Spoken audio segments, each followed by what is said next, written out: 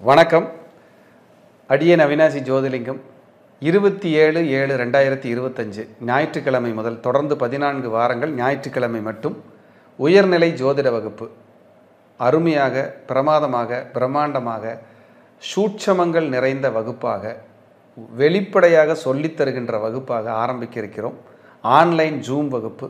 உலக நாடுகளில் நீங்கள் எங்கிருந்தாலும் இதை பயிற்றுவிக்கலாம். அடிப்படை ஜோதிடம் கட்டாயம் தெரிந்திருக்க வேண்டும். உங்களுக்கு உயர்நிலை ஜோதிடத்தை படித்து நீங்களும் ஒரு சிறந்த ஜோதிடராகணும். சூட்சமங்களை வருகின்ற கிளைண்ட்டுக்கு அற்புதமாக, தத்ரூபமாக நீங்களும் சொல்லி, நீங்களும் பெருமையாக, பிரம்மாண்டமாக இந்த துறையில் கொடிகட்டி பறக்கணும் அப்படின்னா இந்த வகுப்பு உங்களுக்கு ஒரு வரப்பிரசாதம். தவறாமல் கலந்து கொள்ளுங்கள். கீழ்கண்ட நம்பருக்கு முன்பதிவு நடைபெற்று கொண்டிருக்கிறது. நீங்கள் விரைந்து முன்பதிவு செய்து இந்த வகுப்பில் இணைய உங்களுக்கு ஒரு அருமையான வாய்ப்பு. உங்களை இந்த வகுப்பில் வருகின்ற வகுப்பில் நான் உங்களை எல்லாம் சந்திக்கிறேன். நன்றி, வணக்கம். வாழ்க வளர்க.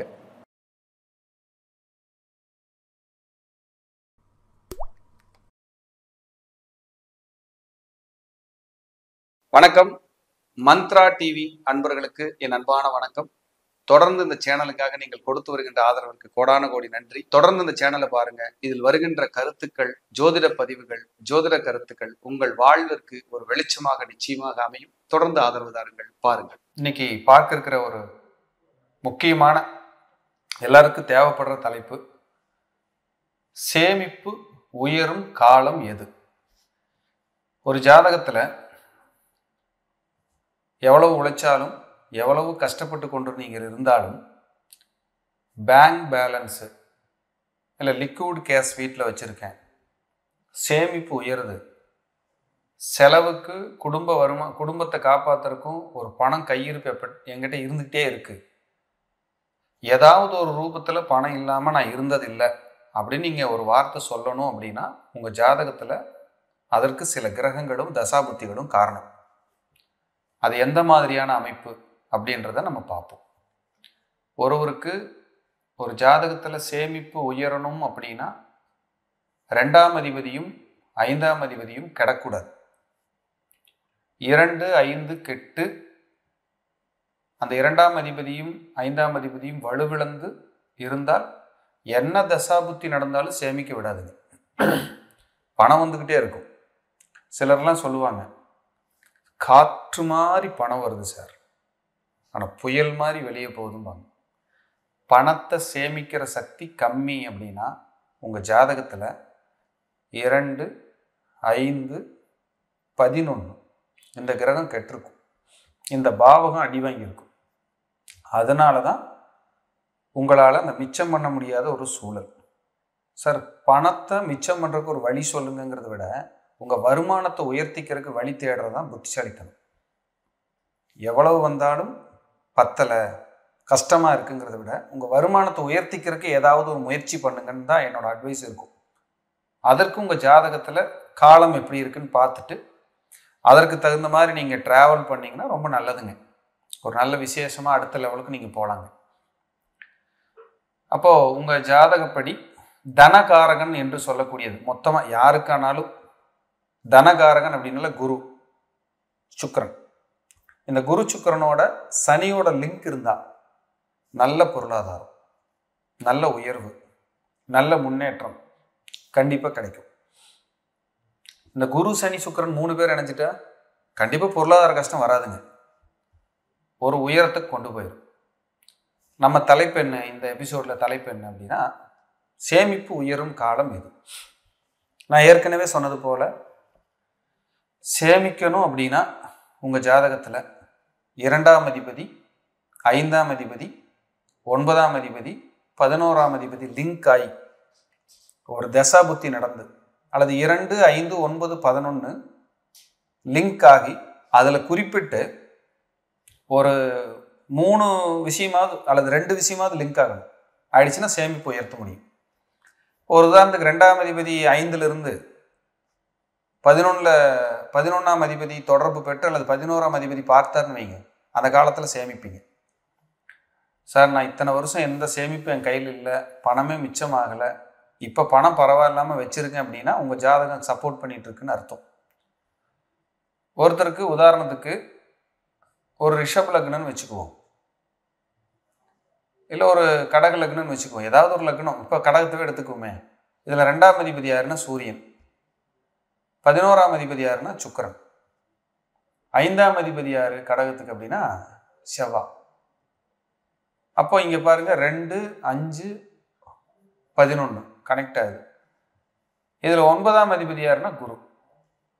அப்போ இவங்க இந்த கடக லக்னத்துக்கு இந்த 2, 5, 9, 11 காம்பினேஷன் வெற்றியை கொடுத்துருமா, வளர்ச்சியை கொடுத்துருமா அப்படின்னா, இந்த இடத்துல ஒரு சூட்சுமத்தை நீங்க தெரிஞ்சுக்கணும். இப்போ கடக லக்னத்துக்கு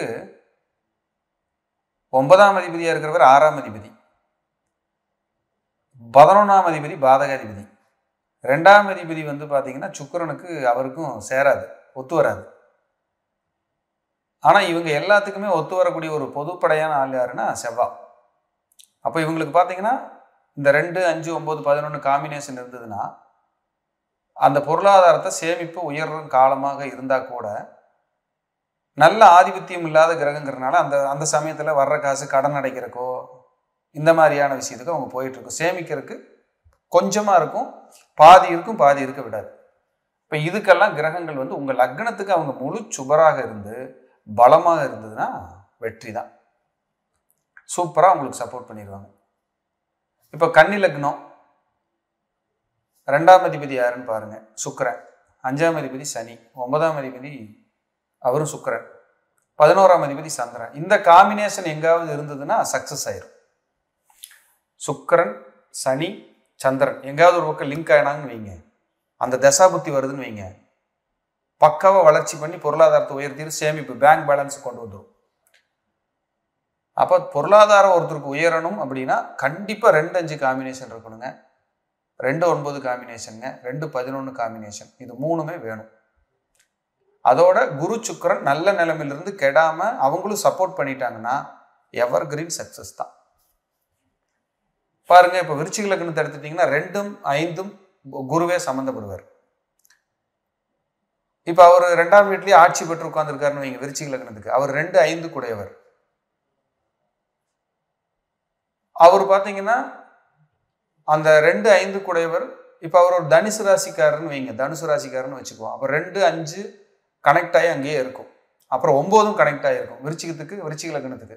அப்போ இவருக்கு வந்து அந்த குரு தசையோ வேற ஏதாவது ஒரு தசை வரும்போது பார்த்தீங்கன்னா அந்த புத்தி கூட வரலாம், குரு புத்தி கூட வரலாம். அப்போ பார்த்தீங்கன்னா பொருளாதாரத்தில் சார் இப்போ நான் ஒரு 4-5 லட்சம் வச்சிருக்கேன், இல்லை ஒரு 20 லட்சம் வச்சிருக்கேன், இல்லை 1 கோடி சேமிச்சிருக்கேன், இந்த மாதிரி சேமிப்புக்கான காலமாக இது கருதப்படுது. அப்போ உங்கள் பேங்க்ல அல்லது உங்களுடைய வீட்டில் பொருளாதாரம் உயரணும், பொருளாதாரம் வளரணும்னா நான் சொன்ன காம்பினேஷனில் பிளானட் இருக்கணும். இருந்து உங்கள் லக்னத்திற்கு அவர்கள் பலமாக இருந்து தசாபுத்திகள் நடத்தினாங்கன்னா உயரத்தில் அமர வைத்து உங்களுக்கு அழகு பார்ப்பார்கள். இது மாற்று கருத்தே இல்லை. சிலருக்கெல்லாம் வந்து பார்த்தீங்கன்னா குழந்தை பிறந்ததுக்கப்புறம் ஜெயித்தேன், அல்லது மனைவி வந்ததுக்கப்புறம் ஜெயித்தேன், அல்லது வீடு கட்டினதுக்கப்புறம் ஒரு வளர்ச்சி அடைஞ்சேன்னு சிலர் பேசுவாங்க. அவங்களுக்கு பார்த்தீங்கன்னா இந்த குழந்தைங்கிற 5ஆம் பாவம், வீடுங்கிற 4ஆம் பாவம், மனைவிங்கிற 7ஆம் பாவம், இந்த 3மே இந்த 2, 5, 9, 11 எங்கேயாவது ஒரு பக்கம் லிங்க் ஆகிருக்குங்க உங்கள் ஜாதகத்தில். அவர்களுக்கு இந்த காலம் சரியான காலமாக இருக்கும். அவங்க வந்ததுக்கப்புறம் உயர்வாங்க, ஒரு முன்னேற்றத்தோடு இருப்பாங்க. இப்போ ஒரு விருச்சிக லக்னத்தை எடுத்துக்குவோமே, 7ஆம் அதிபதி யாரு சுக்கிரன். இப்போ அவர் 11ஆம் அதிபதி புதனோட சேர்ந்து எங்காவது டிராவல் பண்ணார் வைங்க, மனைவி வந்ததுக்கப்புறம் அந்த ஜாதகர் அப்படி ஒரு உயர்வை நோக்கி போவார். அவர் நல்ல இடத்துல இருந்தாருன்னா சேஃபர் சைடு, எங்காவது கொஞ்சம் பலவீனமாக இருந்தாருன்னா பாதி பலன் எடுத்துக்கலாம். பலன் இல்லாமல் இல்லை, பலன் கொடுக்கும். ஈஸியாக கிடைக்கிறதுக்கு கொஞ்சம் ரிஸ்க் எடுத்து கிடைக்குன்னு நீங்கள் வச்சுக்கிட்டா சரி.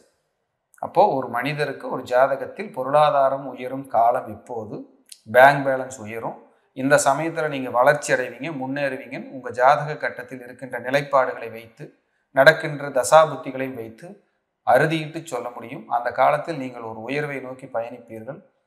யாராவது குரு சுக்கிரன் சனி அல்லது சுக்கிரன் சனி குரு சனி குரு சுக்கிரன் இல்லை குரு சுக்கிரன் சனி 3 பேர் காம்பினேஷன் இருக்குது, அல்லது 2, 5, 9, 11 எங்கேயாவது தொடர்பு இருக்குன்னா அவர்கள் பொருளாதாரத்தில் எனக்கு பணம் இல்லை அப்படின்னு சொல்லி புலம்ப மாட்டாங்க. அவங்க 10 பேர்த்து கொடுத்து பழக்கப்பட்டவங்களாக தான் இருப்பாங்கன்னு மைண்டில் வச்சுக்கோங்க. மீண்டும் ஒரு நல்ல பதிவிலே சந்திக்கிறேன். அதுவரை உங்களிடமிருந்து தற்காலிகமாக விடைபெறுவது அவினாசி ஜோதிலிங்கம். நன்றி, வணக்கம். தொடர்ந்து இந்த சேனலுக்காக நீங்கள் கொடுத்து வருகின்ற ஆதரவிற்கு கோடான கோடி நன்றி. தொடர்ந்து இந்த சேனலை பாருங்க. இதில் வருகின்ற கருத்துக்கள், ஜோதிட பதிவுகள், ஜோதிட கருத்துக்கள் உங்கள் வாழ்விற்கு ஒரு வெளிச்சமாக நிச்சயமாக அமையும். தொடர்ந்து ஆதரவு தாருங்கள், பாருங்கள்.